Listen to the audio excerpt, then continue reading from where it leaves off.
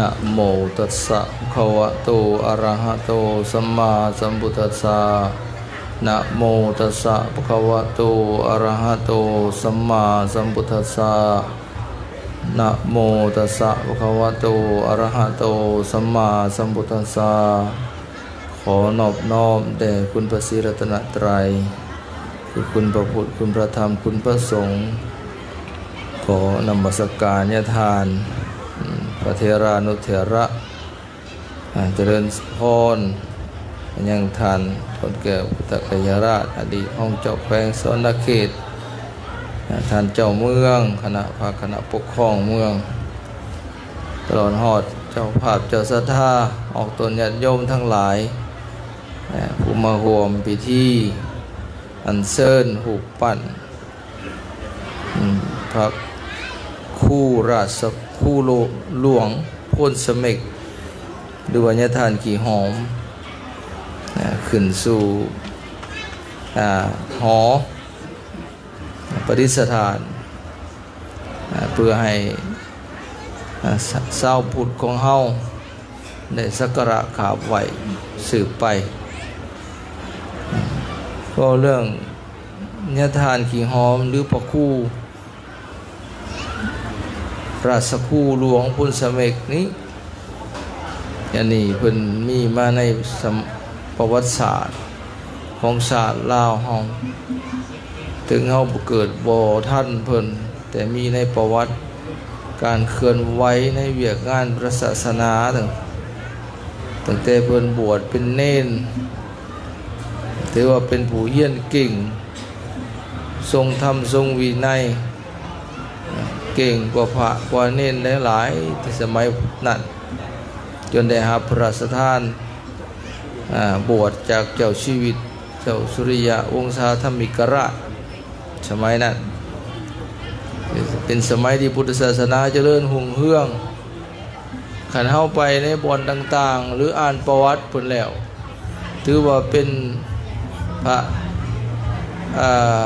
มหาเถระที่สร้างคุณูปการศาสนาวัตถุศาสนสถานหลายแห่งหลายแห่งให้มันหมดซะก่อนพอเปิดแสดงว่าอันอาตมาไปเห็นมองหนึ่งอยู่อำเภอพะนาพระเหลาเทพนิมิตอยู่อำเภอพะนาจะได้ขึ้นการจังหวัดอำนาจเจริญพระองค์นี่งามพระทองสำริดใหญ่เด้อยู่ในสิมเดี๋ยวนี้ประเทศศาลาเห็นหอพระไว้ต่างหากไปเห็นยามใดไปนั่งเบิ่งเพิ่นคือจังว่าเพิ่นยิ้มงามออกรอแต่ไปอ่านประวัติเพิ่นน่ะแม่นผู้นำผ้าสร้างแม่นพระราชคู่หลวงพ้นสเมกญาทานขี่หอมจากนครหลวงเวียงจันทน์หลายบ่อนน้ำผ้าพุทธบริษัทบูรณะปฏิสังขรณ์พระธาตุพนมแถวโดเขตใต้ศิลายบ่อยไปสร้างทางจะประซักในศิลายเนาะวัดต่างๆหลายมีแต่สู่ญาทานขี่หอมจังซั่นเอาจริงว่าพระองค์นี้เป็นมหาเถระที่สำคัญมีบทบาทสำคัญในกองการคณะสงฆ์สมัยนั้นเป็นที่ศรัทธาเป็นที่เคารพนบไหวของสำหรับเจ้าผ้าเจ้าแผ่นดินประชาชนพลเมืองทั่วๆไปซึ่งเป็นไปทางใดอุปยพไปทางใดสินำผ้าราษฎรน้ำผ้าออกตนญาติโยมไปสร้างบ้านสร้างเมืองสร้างวัดสร้างว่าอยู่ทั้งสองฝั่งแม่น้ำคลองทั้งฝั่งซ้ายฝั่งขวาแต่อย่างนี้จะเป็นพระที่คู่ควรที่เขาจะควรจะสร้างสักการะกราบไหว้ซึ่งไทยเขาก็อ้างว่าเป็นพระเกิดอยู่พุทธโดยเฉพาะท้องถิ่นเมืองพานทางจังหวัดอุดรแต่ญาทานพองสมฤกษ์ อดีตประธานองค์การพุทธศาสนาสัมพันธ์องค์ที่5องค์ที่หลวงอนาครโพธางอนเข้าไปเพิ่นค้นคว้าเพิ่นสืบประวัติสาวเรื่องเล่ามาแล้วเลยแม่นคนบ้านดงกึมนี้เนี่ยทานกี่หอมนี่คนบ้านดงกึมนี่เด้เมืองอาสะพังทองนี่เด้เดนิธาตุด้วยกันยั่งอยู่นะฮะไปถามก็ว่ากะเราค้านกันมากก็มีวัญญาทานตะกี้วัญญาทานคิงหอมแต่มาละเฟียดว่าเป็นนิทานกี่หอมนะยั่งอยู่ข่าวกูมือเพื่อนเราสนใจว่าอันพระหลวงอะไรนิทานกี่หอมหรือบ่เป็นคนทางอื่นทางไกลเอาไปเอามาแล้วเป็นคนสวรรค์เฮาท้องถิ่นสวรรค์มันดงกึมนะก็ลืมเมืองพานไปว่านั่นน่ะดงกึมนั่นแหละมันละมีมาในนั้น จังว่านี่จะว่าแขวงสวนเขตเฮาเนี่ยบ่แม่นเขาก็ท่อย่อตัวเองมีครูบาอาจารย์ผู้สำลักสังคัญแต่ยุคทุกสมัยก่อนพุทธปอยนี่ก็มีญาทานปานอนันโทวัดพุทธวงศาป่าหลวงวัดโศกป่าหลวงนี่เป็นวิปัสสนาจารย์ที่มีชื่อเสียงทั้งสองฝั่งสมัยนั้นสร้างสำนักปฏิบัติธรรมกรรมฐานอยู่นครหลวงเวียงจันทร์อยู่ต่างแขวงแล้วก็อยู่ภาคนั้นทั้งหนองคายทั้งนครพนมเปี่ยขึ้นไปในด่านปานันโทเอาเพิ่นฮู้จักกันหลายเพิ่นก็แม่นคนทั้งบ้านละหอโขกนี่เมืองชลบุรีนี่บ้านละหอโขกนี่ก็เป็นผู้มีชื่อเสียงมีบทบาทสำคัญเป็นพระวิษณาจารย์ผู้หนึ่งผู้ยิ่งใหญ่สมัยก่อนปลดปล่อยเฮามาก็แม่นคนสวรรค์เขตเฮาแต่ผู้นำที่แสนหักผู้นำที่มีบทบาทสำคัญในสมัยต่อสู่กู้ชาติก็คือประธานไกรสอนพรหมวิหารเป็นต้นท่านโนหักภูมิสวรรค์ท่านพูนศรีประเสริฐมีอีหยังหลวงพ่ออีหยังวัดชลประทานรังสฤษนะเพิ่นว่าแขวงนี่มันแปลกอยู่นะเราว่าแขวงนี่มันแปลกอยู่นะเรามีผู้นำมีหยังมาเกิดมาหยังอยู่แถวนี้เราผู้นำพาต่อสู่กู้ชาติมีบทบาทสำคัญสมัยก่อนก็คือกันแม่นนายพลที่มีชื่อเสียงถึงแต่สมัยก่อนก็ยานายพลภูมินอนสวรรค์นายพลนั่นนี่ก็แม่นคนทางสวรรค์เขตเอาก็มีบทบาทสิเป็นสมัยใดก็ยาตั้งแต่กี่สมัยพอกระโดดต่อสู่สมัยต่อสู่กู้ชาติก็แสดงว่าคนในท้องถิ่นนี่ถึงบ่แม่นสืบสายมาจากเสื้อนอแนวกษัตริย์ถึงจะเป็นคนธรรมดาสามัญแต่ว่าก็มีจิตใจต่อสู้มีจิตใจใฝ่ศึกษาหาความรู้นะมีนักปราชญ์อาจารย์หลายคือกันเห็นบ่เดี๋ยวนี้นะผู้จบปริญญาเอกพระสายสงฆ์เฮานี่ก็หลายเด้จบมหาปริญญาธรรม9ประโยคนับแต่ประโยค3 4 5ขึ้นไปคันเฉลี่ยเบิดตัวเลขแต่ละแขวงใส่นี่จบมหา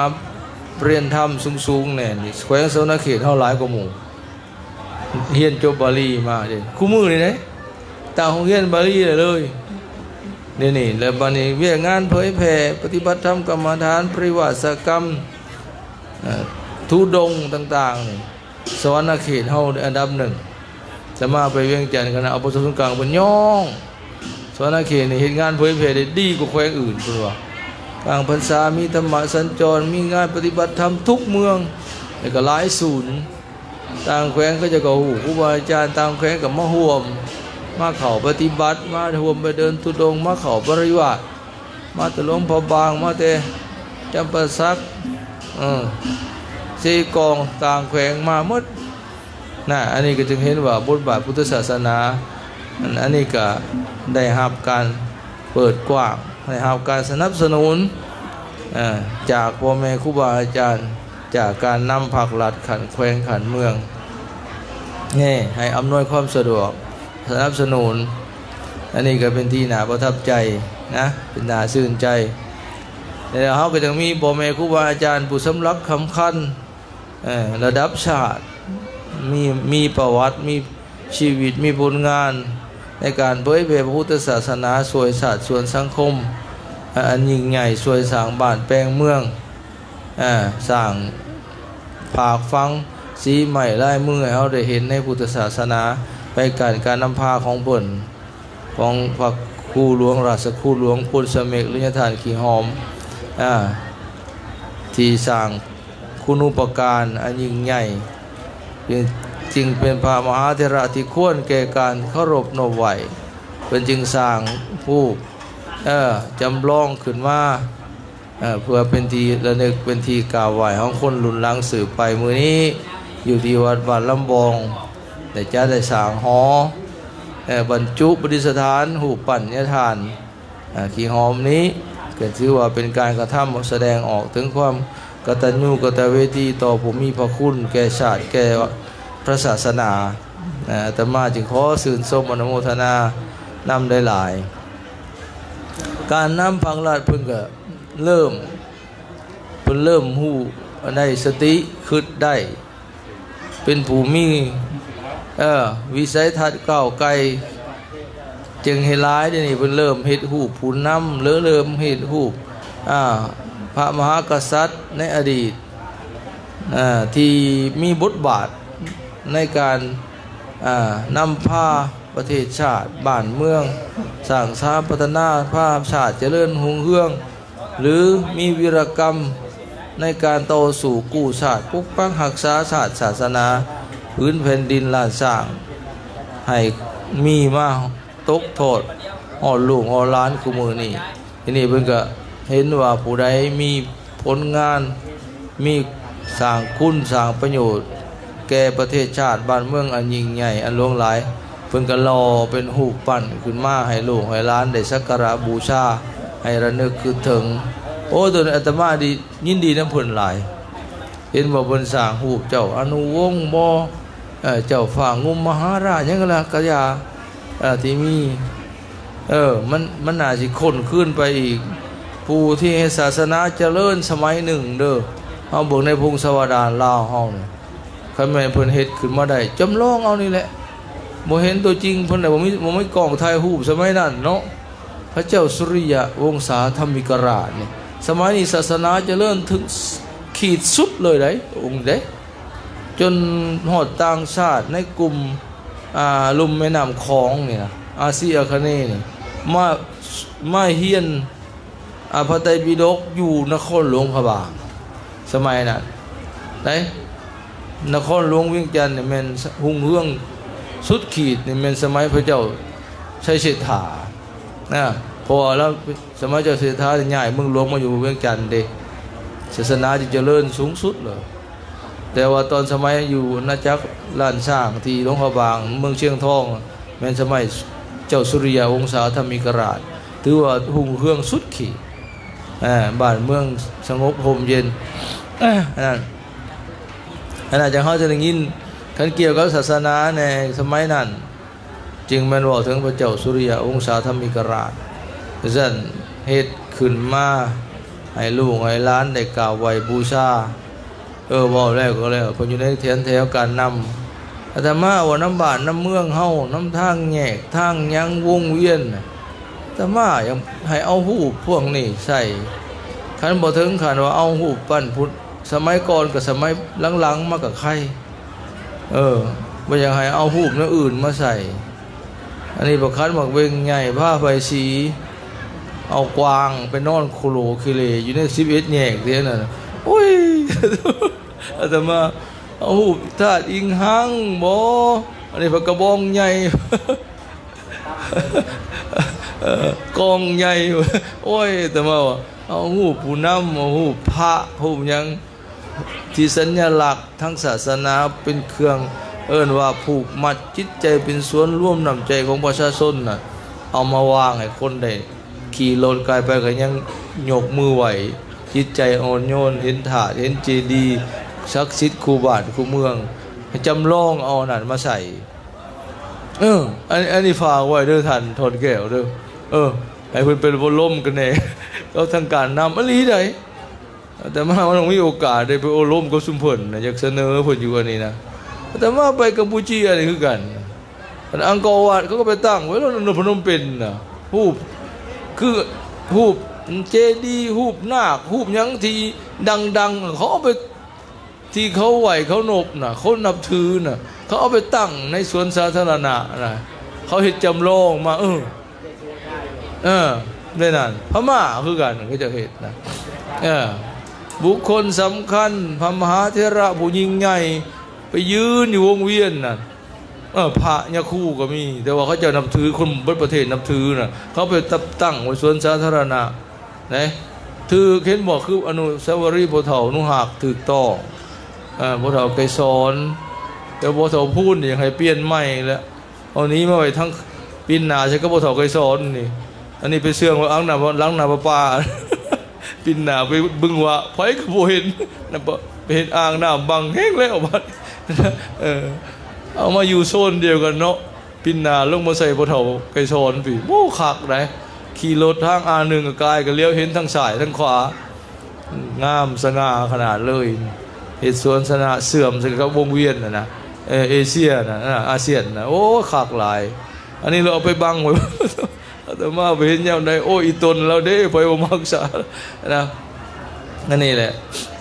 มันอยู่ไกลโพดนั่นซะ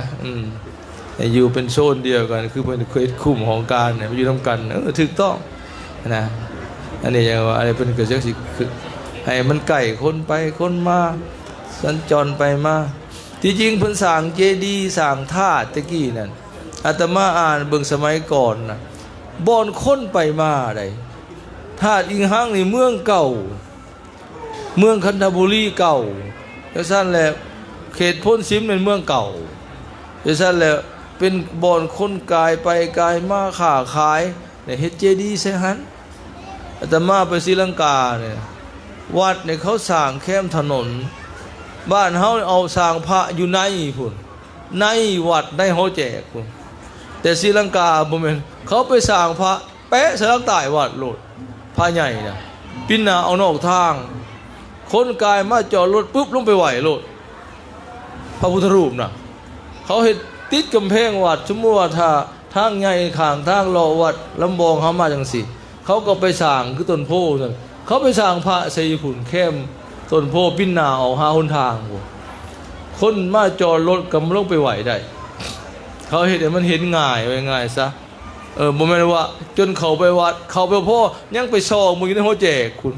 จังเห็นพระเฮ็ดอยู่ในซิมปิดประตูไว้อันนั้นบ่เลยโอ้เขาอาตมาว่าโอ้อันนี้ก็เป็นหน้าคิดอยู่คือกันนะเขาเฮ็ดใกล้ๆทางสัญจรตลาดก็มีนะรูปเจดีย์อยู่แกะตลาดใครแม่นเฮาไปประเทศอิสลามก็มัสยิดเขามีบนไหวพระเจ้าเขาแม้แต่สำนักงานแม้แต่ห้างห้านบริษัทใหญ่ๆโรงงานเขาสิมีมัสยิดเป็นบอนไหวพระพนักงานข้าราชการเลิกงานมาทำงานไปไหวพระเข้าไปสนามบินนะเดลีสนามบินพุทธกยาเข้าไปปุ๊บอาคารการบินนะบนต้นหาบเข้าไปมีรูปพระพุทธรูปมีบอนไหวของพวกอิสลามมีบอนไหวของบุคริสต์เป็นห้องไหวชาวพุทธมาไปไหวพุทธรูป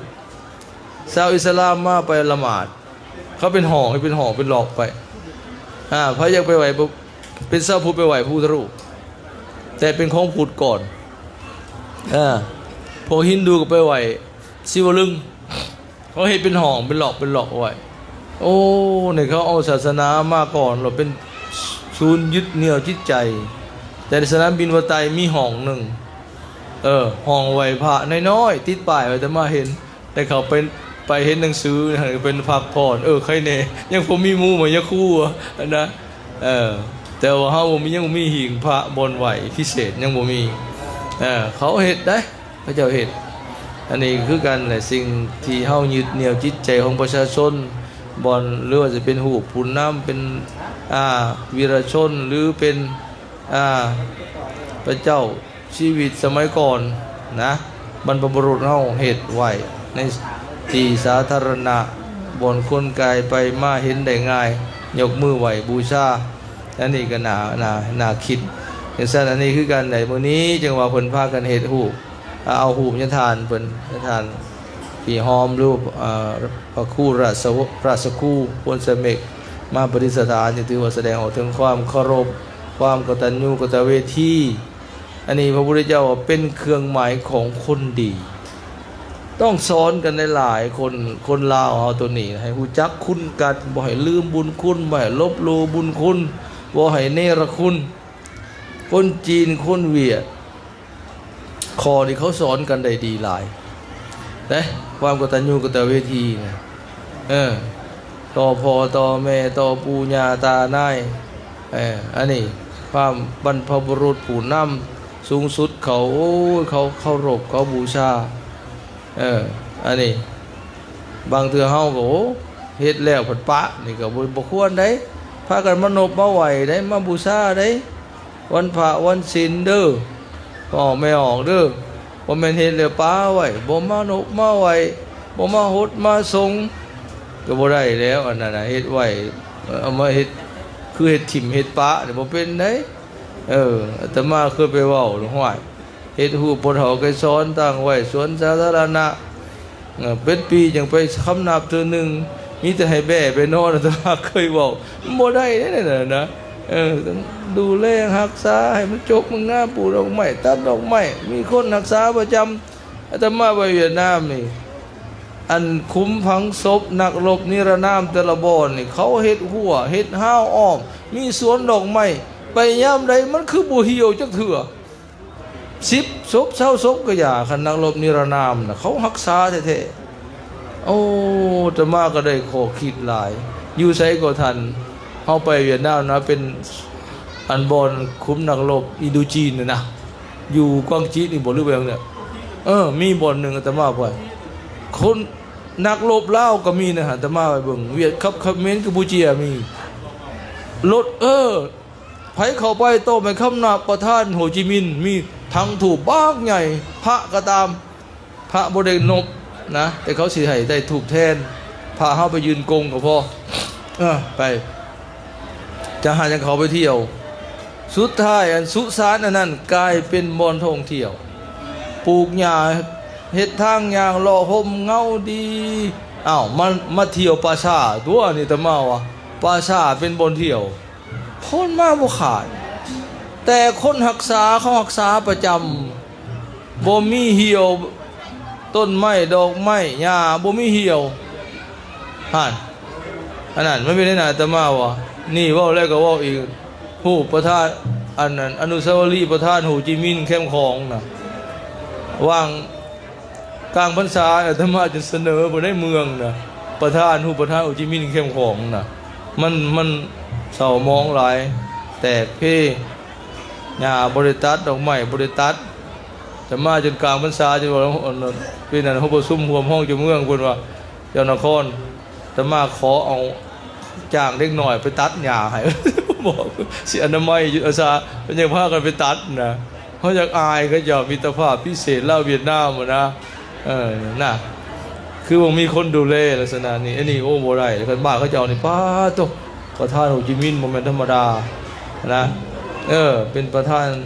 นั่นน่ะคอมมิวนิสต์แห่งอินโดจีนคนดังระดับโลกเลยนะแต่ขนาดไปอยู่บ้านเขาเจ้าอยู่พุ่นอยู่เมืองไทยพุ่นเขายังเอาไปไหวประธานโฮจิมินห์เลยอยู่ใช้เขาบ่ว่าเขาบ่ติได้เขา เขาว่าผู้นำของเขาสูงสุดไปในเฮือนเขาก็ยังมีหูประธานโฮจิมินห์อยู่มุกดาหารโดยตมาไปอยู่ทุก